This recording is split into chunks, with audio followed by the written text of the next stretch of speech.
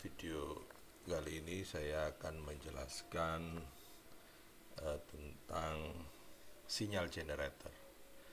Jadi ada banyak sinyal generator mestinya yang akan dibahas. Jadi ada beberapa, misalkan astable multivibrator atau pembangkit gelombang segitiga, pembangkit gelombang sinus gitu. Nanti akan disajikan di dalam video yang berbeda. Dalam video ini akan dijelaskan tentang astable multivibrator. Jadi outputnya nanti berupa sinyal kotak dengan frekuensi tertentu. Bagaimana?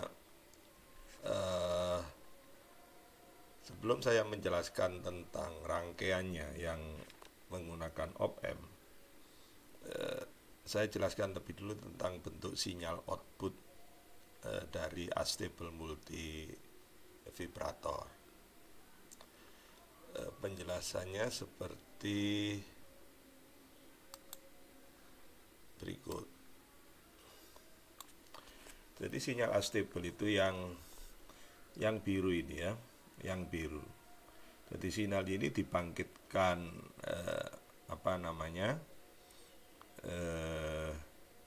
bergetar bebas gitu ya, dengan nilai positif saturasi, negatif saturasi, kemudian kembali lagi positif saturasi ke negatif saturasi dan seterusnya. Bagaimana sinyal ini bisa bergetar bebas? Nanti memanfaatkan pengisian dan pembuangan muatan di dalam kapasitor. Jadi yang warnanya agak kuning ini adalah kurva pengisian dan pembuangan muatan di dalam kapasitor. Ya, ini. Ya, kemudian yang sinyal kotak kecil ini adalah upper threshold dan lower threshold. Upper threshold dan lower threshold. Berarti nanti rangkaiannya adalah berbasis komparator histeresis. Ya, komparator histeresis. Dan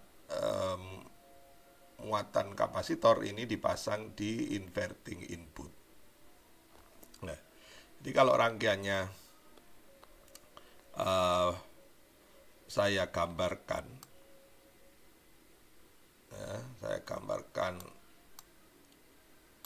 rangkaiannya seperti ini. Jadi ini ada op-amp, kemudian di non inverting input ini ada resistor feedback ya, misal ini R1, kemudian yang ini R2 ya. Kemudian di sini adalah VO ya, di sisi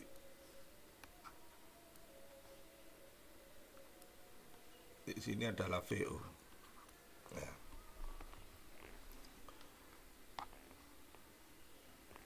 Kemudian di sini memanfaatkan pengisian dan pembuangan. Di sini ada kapasitor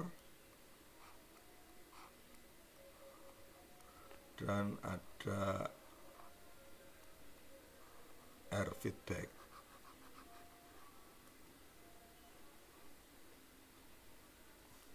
Nah, ini ada air feedback ya. Kemudian ini kapasitor ya.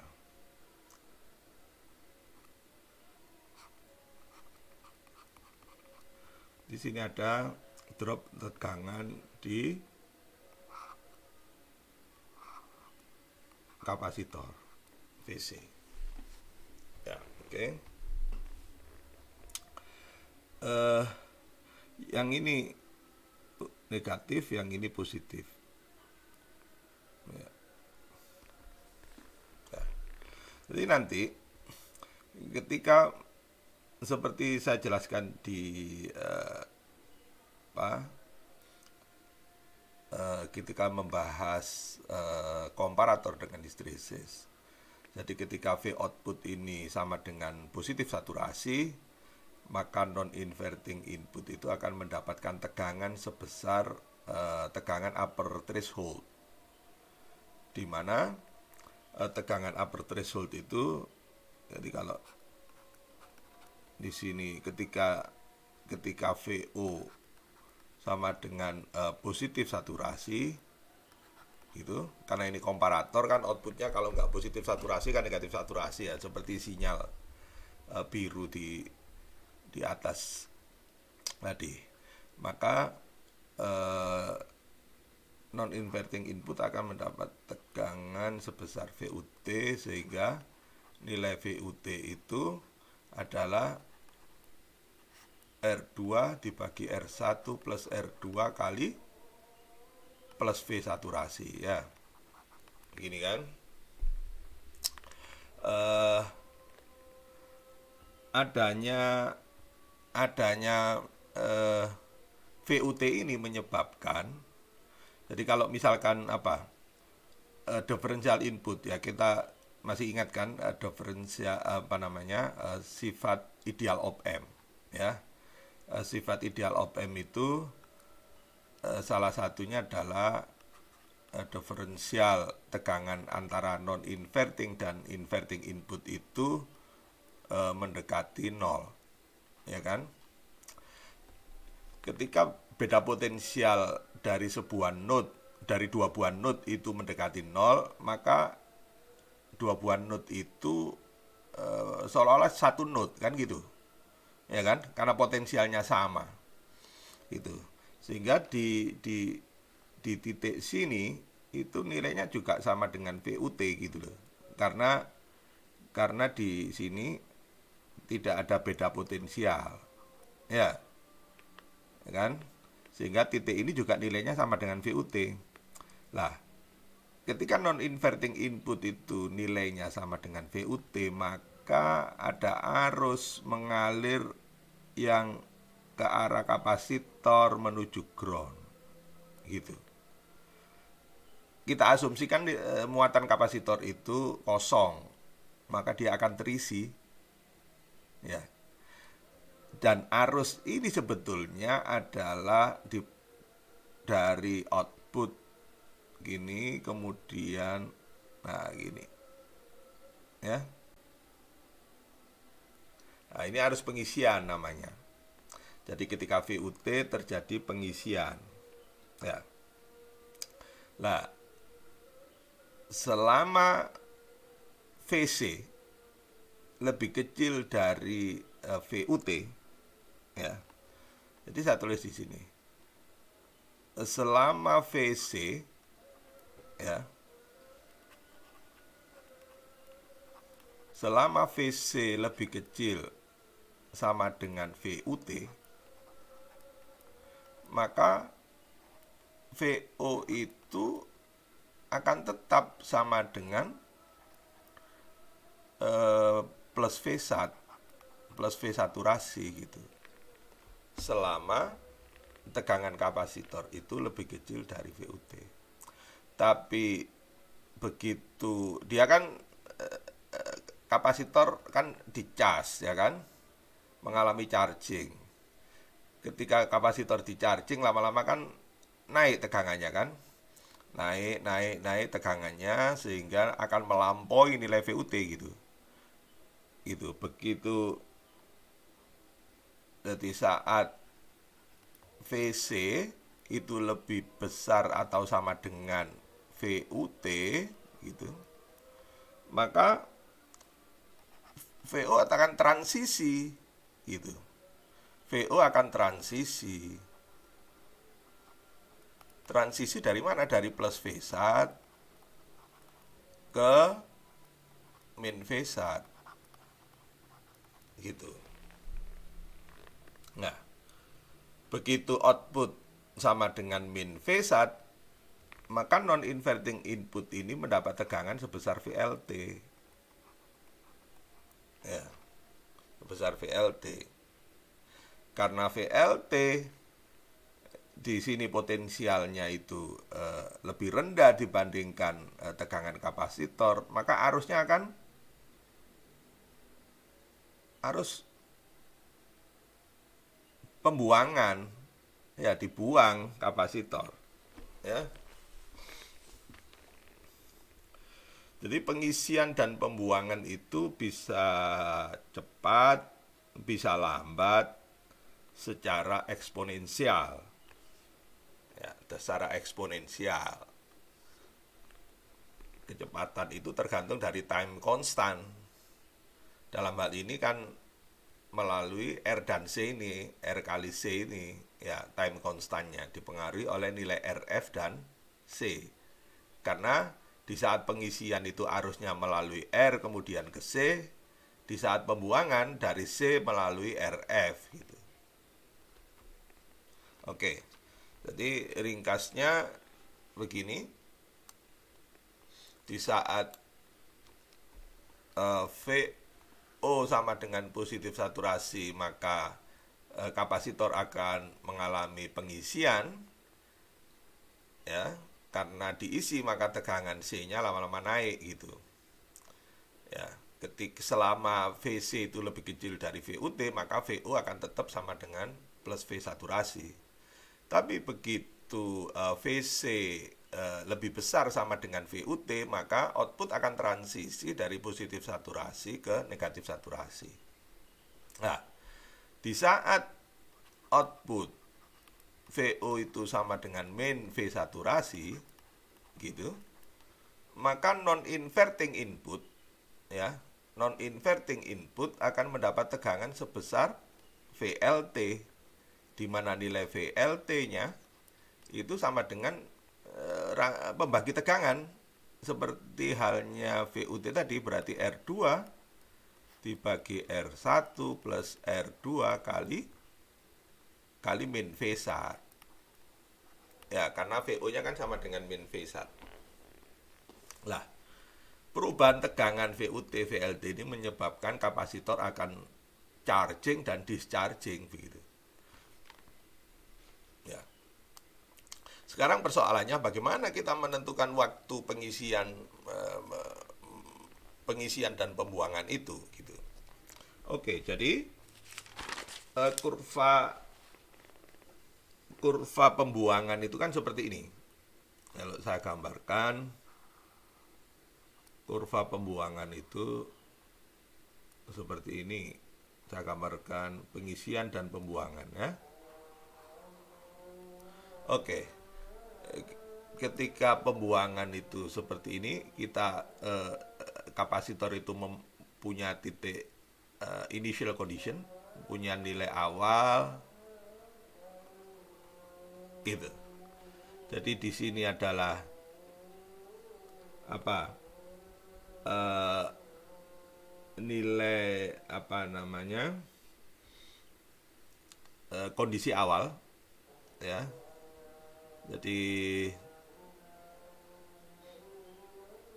kalau ini fungsi, ya, taruhlah nilai fungsi awal. Saya tulis dengan F0. Nilai fungsi saat T sama dengan 0.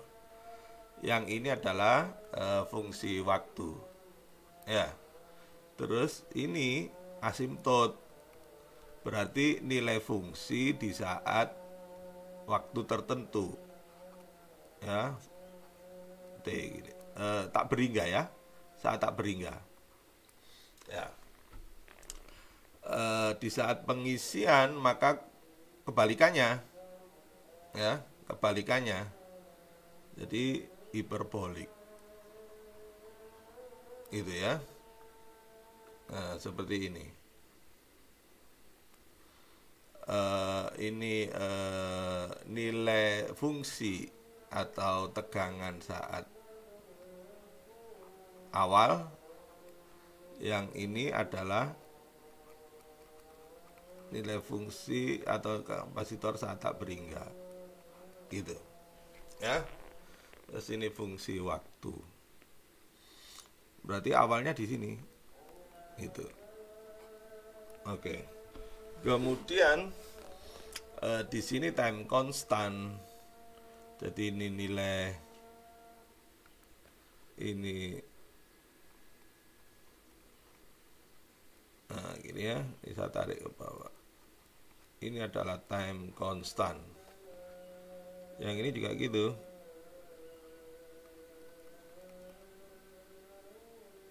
Maka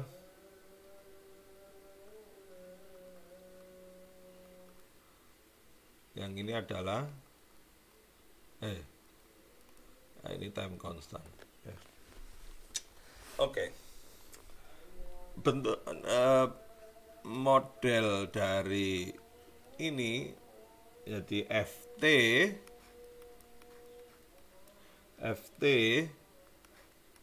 sama dengan A itu ini. A itu adalah amplitudo. Ini A. Yang ini A itu di sini. Ini A. Terus fungsinya adalah E pangkat min T per time constant. Kemudian ditambah kondisi saat T sama dengan 0. Jadi ini bukan karena ini pembuangan ya, pembuangan itu nilai ininya simpangan dari titik 0 itu berarti F tak berhingga. Ya. Kemudian kalau yang pengisian itu karena dia kebalikannya, maka ini A, ya, kemudian 1 minus E pangkat min T dibagi time constant. Ya. Terus ini ya simpangan dari titik 0 ini, maka ini ditambah F0. Nah, ini fungsinya ya. Dengan dua fungsi pengisian dan pembuangan ini kita bisa cari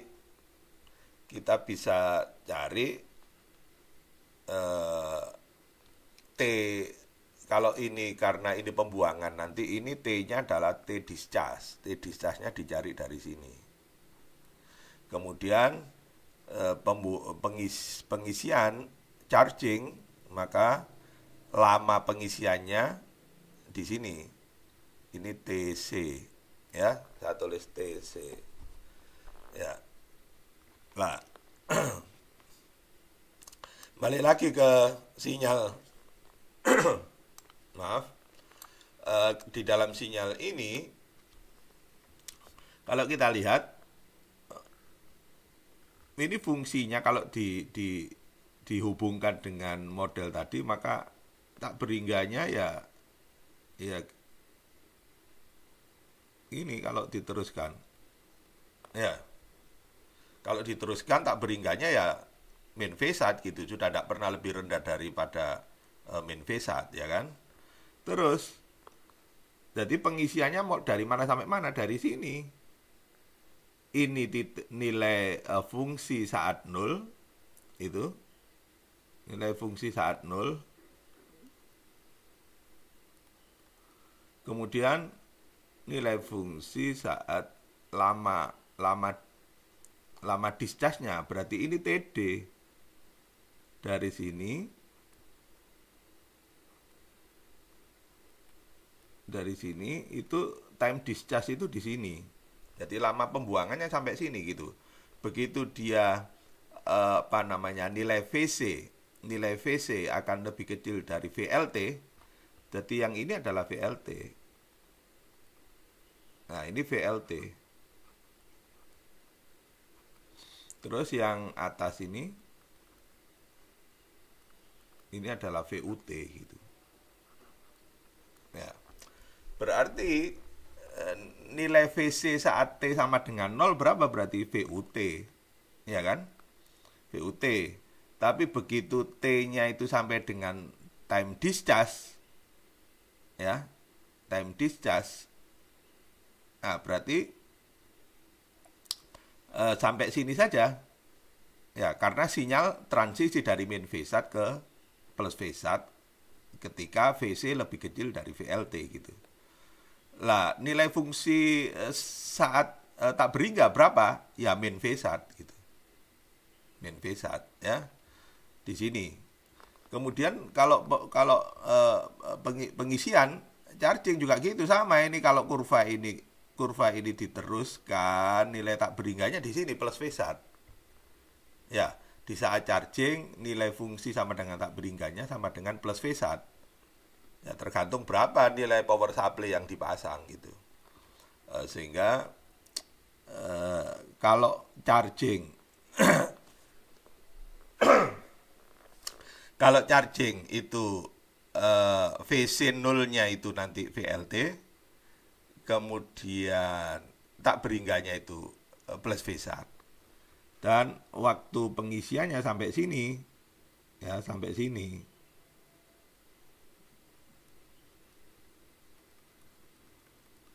Ya, berarti yang ini saya ganti biru. Yang ini adalah waktu charging gitu. Berarti TC ditambah TD, ya, TC ditambah TD itu adalah periode dari periode dari sinyal unstable multivibrator. Nah, di sini adalah periode. Sehingga kalau cari frekuensi maka F sama dengan seperti kan gitu ya. Oke. Baik, kita akan cari berapa TC dan TD itu kalau dicari nanti TD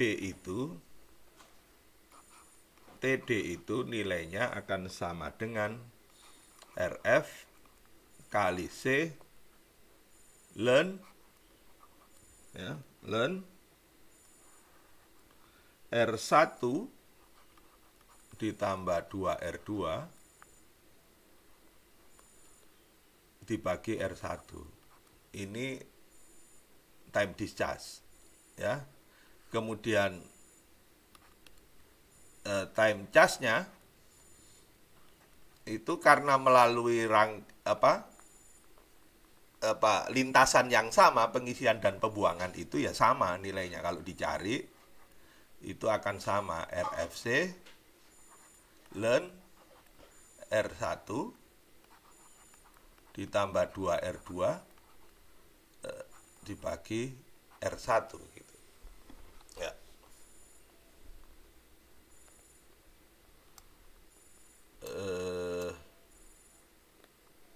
Oke ya. Itu. Nanti di dalam desain ya, di dalam perancangan, maka nilai ln ini kita anggap sama dengan 1 gitu untuk penyederhanaan ya, supaya simple. Kalau nilai ln R1 plus 2R2 dibagi R1 itu sama dengan 1 kan gampang. Nilai TD itu akan sama dengan RFC kan gitu ya. Ini kita anggap sama dengan 1 ya. Maka nilai TD akan menjadi sederhana. TD itu adalah jadi R feedback kali C. Nah, bagaimana nilai ln R1 ditambah 2R2 dibagi R1 itu sama dengan 1 bisa kita cari. Ya, ini TC juga akan RF dibagi C gitu. Oke, sekarang eh, berarti kalau TD itu RF kali C, TC itu RF kali D, maka periodenya berapa? Periodenya adalah 2 kali ya RF kali C. Berapa frekuensinya? Maka 1 dibagi 2 RFC gitu. Ya. Oke. Oke, sekarang bagaimana supaya ini sama dengan 1? Maka itu nanti nilai ln R1 ditambah 2 R2 dibagi R1 ini sama dengan 1. Ya. Kita anti ln ya. Sama dengan kayak sifat log lah. Ya, kita cari anti log itu. Karena log itu basisnya 10, ln itu basisnya natural, bilangan natural ya. Maka nilai ini kita anti ln, maka R1 ditambah 2R2 dibagi R1. Anti ln 1 itu kalau kita cari adalah 2,78. Ya, 2,78. Dari sini nanti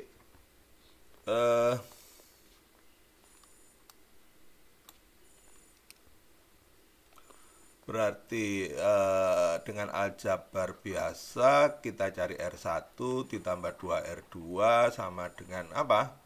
2,78 kali R1 gitu. Kalau R1 kita kumpulkan 2R2 sama dengan 2,78 R1, R1-nya pindah ke sini jadi minus R1 gitu. Sehingga 2R2 akan sama dengan berapa itu? Dikurangi 1 ya. Dikurangi 1 berarti 1,78 R1 gitu. Sehingga rasio antara R2 dengan R1 akan sama dengan 2-nya dibagi 1,78 dibagi 2 akan sama dengan 0,86 R1 gitu. Nah, nanti R1 kita pilih. Ketika R1 misalkan kita pilih 1 kilo, maka R2-nya akan mendapatkan nilai 860 ohm kan gitu ya. Ini yang kita pakai di dalam menentukan nilai R1 dan R2.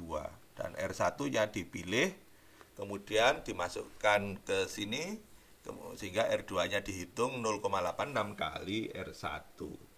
Ya, gitu.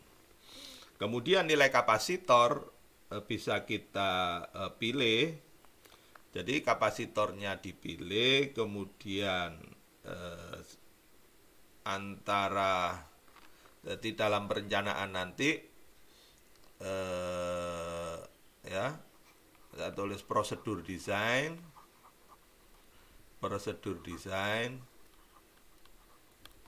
ya, karena ini astable ya kita tentukan berapa frekuensinya kan gitu toh, berapa frekuensi dari sinyal astable multivibrator. Maka itu dimulai dengan menentukan frekuensi. Ketika frekuensi sudah ditentukan, maka T-nya bisa dicari kan gitu. Ya, T sama dengan 1/F gitu. Kemudian kapasitornya tadi bisa dipilih, Cin ya kapasitor ya. Ini bisa dipilih. Ini typically biasanya antara 0,001 microfarad sampai 0,1 microfarad. Kita pilih gitu. Ya. Ya, kemudian nilai R1 itu antara 100 kilo sampai 10 kilo. Kalau nilainya sudah ketemu, kita masukkan di kita gambar rangkaiannya, kemudian Selesai. Ya, oke ya. Ini bisa saya tunjukkan simulasinya, ya. Saya tunjukkan simulasinya.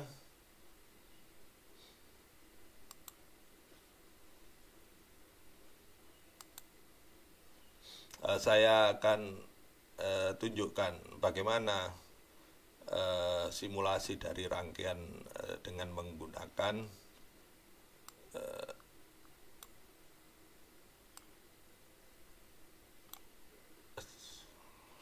ya, dengan menggunakan circuit lab. Oke. Jadi ini rangkaiannya ya, umpan balik ya. Jadi misalkan saya di sini sudah saya tentukan frekuensinya ya.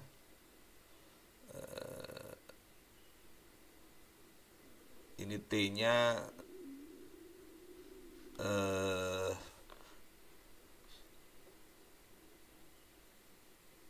dengan cara tadi ya, dengan cara yang tadi sudah saya jelaskan. Kemudian ini saya R1 ini 5 kHz ya, 5 kHz.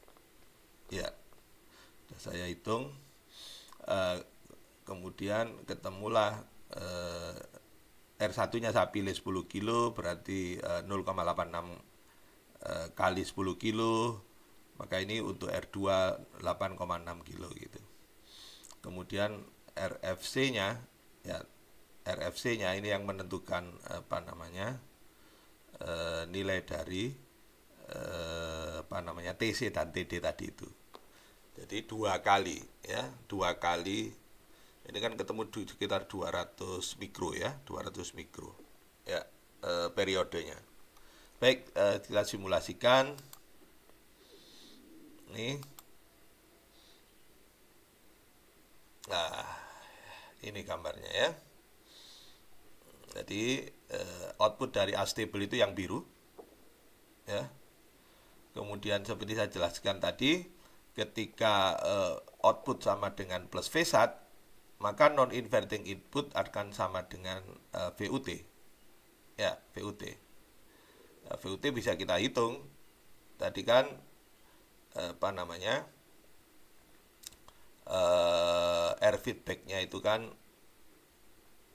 berapa tadi, air feedbacknya kan 10 kilo ya, berarti 8,6 kilo dibagi 8,6 kilo ditambah 10 kilo kali saturasinya, karena ini simulator maka output VO saturasinya itu mendekati V supply gitu. Di sini dalam hal ini plus V-nya adalah 10 volt dan main V-nya adalah main 10 volt. Oke. Ya, ini plus V-nya adalah sekitar 10 volt. Ya. 9,87 lah ya untuk gambar. Oke, kemudian ini plus V1, maka VI kapasitor akan charging gitu. Lama-lama naik tegangannya begitu. Lah tegangan kapasitor naik, lama-lama akan melampaui VUT gitu. Begitu dia lebih besar sama dengan VUT, maka output akan transisi dari plus V1 ke min V1. Ketika VO sama dengan min V1, maka plus V saturasi akan mendapatkan VLT. Nilai VLT sama dengan VUT tapi beda polaritas ya kan? Gitu. Lah, kapasitor akan charging ya, akan discharging, akan membuang muatannya, lama-lama mengecil akan sama dengan lebih kecil atau sama dengan VLT gitu. Ketika dia akan lebih kecil sama dengan VLT, maka VO akan transisi dari min V1 ke plus V1 gitu. Demikian seterusnya ya. Maka akan terjadilah pengisian dan pembuangan secara otomatis dan VO akan bergetar bebas secara otomatis gitu ya. Demikian mudah-mudahan bisa dipahami. Sampai ketemu di video selanjutnya untuk pembangkit gelombang segitiga.